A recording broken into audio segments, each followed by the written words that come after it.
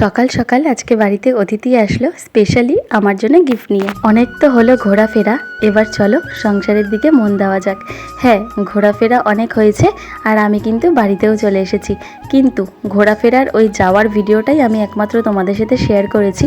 তার কারণ হচ্ছে আমি তো গেছিলাম শ্রাদ্ধ অনুষ্ঠানে, আর শ্রাদ্ধ অনুষ্ঠানের কোনো ভিডিও আমি কিন্তু করিনি। সেটা করা অবশ্য ঠিকও না, ওটা একটা আনন্দের বিষয় নয় যে আমি তোমাদের সাথে শেয়ার করব। একজন মানুষ আমাদের ছেড়ে চলে গেছে, তো সেটা নিয়ে অনুষ্ঠান করার কিছুই নেই। আমরা ফ্যামিলির বলতে পারো একটা গেট টুগেদার ছিলাম, ভীষণ মজা করেছি সবাই। অনেক দিন পর মাসির বাড়িতে গিয়েছিলাম, সমস্ত মাসিদের সাথে দেখা হয়েছে, খুব মজা করেছি, আনন্দ করেছি। তাই ওই দিনগুলো আমি আর তোমাদের সাথে শেয়ার করিনি। তো চলো, এখন বাড়িতে এসেছি, সংসারের কাজবাজ শুরুও করে দিয়েছি। বাড়িতে এসেছি আমি আগামীকাল, আর আজকে থেকেই কিন্তু আমি ভিডিওটা স্টার্ট করে দিয়েছি। প্রথমেই দেখলে বাসনপত্র জায়গার জিনিস জায়গায় তুলে বাবাকে আমি চাটা করে দিলাম। আর কালকে রাত্রের কিন্তু এই ভাতটা ছিল, তো ভাতটাকে আমি এখানে কিন্তু এখন ফ্রিজে ভরে রাখছি। তার কারণ আজকে যে ভাতটা করব তার মধ্যে মিশিয়ে দেবো ভাতটা, তাহলে কিন্তু নষ্ট হবে না। আর এখন আমি ফ্রিজ থেকে বার করে নিচ্ছি ডালিয়া করব আজকে, তার জন্য কিছু সবজি। তো ফ্রিজটা খুলে দেখছিলাম যে কী কী সবজি আছে, তো দেখলাম যে একটুখানি কুমড়ো আছে, কুমড়োটা প্রায় শুকিয়েই গেছে, ফ্রিজে আছে বলে ভালো ছিল। আর দেখলাম যে পটল আছে। তো আলু তো এখন আমি ডালিয়াতে দিই না, আগে দিতাম।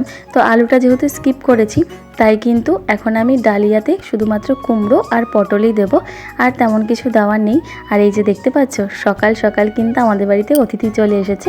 হ্যাঁ, কাকু আজকে সকাল সকাল আমাদের বাড়িতে এসেছে, তাই কাকুকে আগে চাটা দিয়ে দিলাম।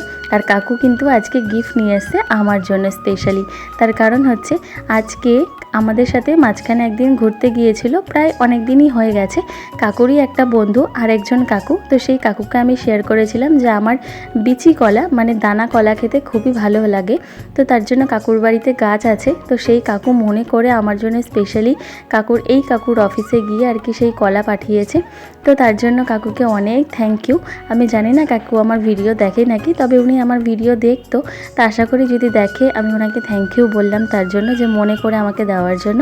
তো চলো, এখন সকালের কাজবাজ কিন্তু মোটামুটি এগোচ্ছে, এরপর দুপুরের রান্নাবান্না শুরু করব। সকালের ব্রেকফাস্ট কিন্তু এখানে আমি বেড়েই নিচ্ছি।